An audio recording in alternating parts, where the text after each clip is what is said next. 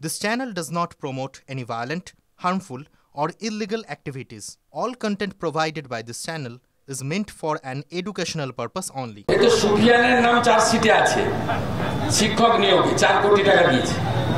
তো বলে যাচ্ছে কেন জানি সুফিয়ানের নাম আছে, 4 কোটি টাকা তুলেছে আপনার শিক্ষক নিয়োগে।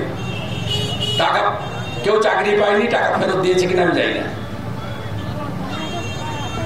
সব জায়গায় আছে।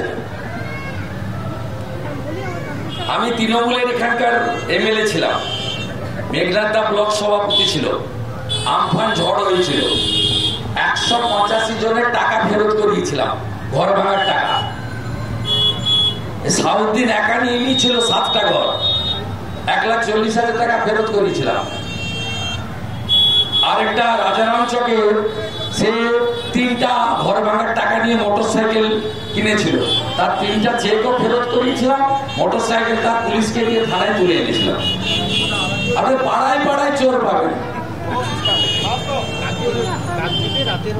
বয়স হয়নি বার্ধক্য ভাতা নিচ্ছে, শিডিউল কাস্ট নয় এসসি ভাতা নিচ্ছে,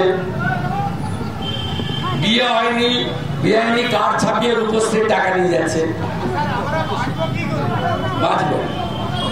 আপনারাই পথ দেখিয়েছেন।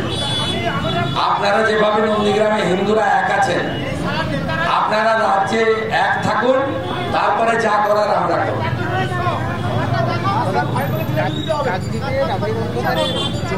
8 মাস বাকি আছে, তো অপেক্ষা করুন না।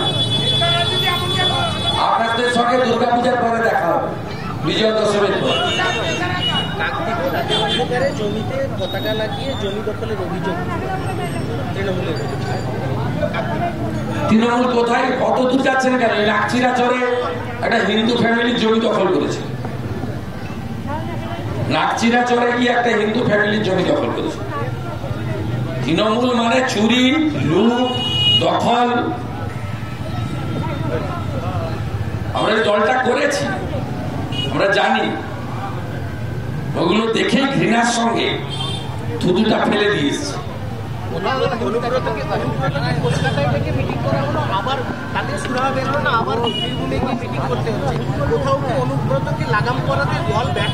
অনুব্রত বলে কথা নয়, যত মা বোন দিদি কন্যাদেরকে খারাপ কথা বলবেন তৃণমূলে তত তাড়াতাড়ি পুরস্কার পাবেন।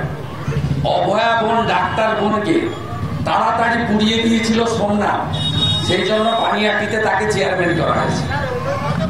যত মহিলাকে অত্যাচার করবে তত তৃণমূলে পদপ্রাপ্তি করবে। রথিবালা আড়িকে খুন করেছিল বলে এখানে অনেকেই পুরস্কৃত হয়েছে, আর পুলিশ নির্লজ্জের মতো চার্জশিট থেকে এই খুনিদের নাম বাদ দিয়েছে। আমি খুনিদের বলে যাচ্ছি, শুনছে তো বটে, আপনারা পালাতে পারবেন না। আমি অনেক লোককে সোজা করেছি, আপনাদেরকে ছোট ছোট পিঁপড়াদেরকে আমার বেশিক্ষণ লাগবে না, আইনি পথেই করব।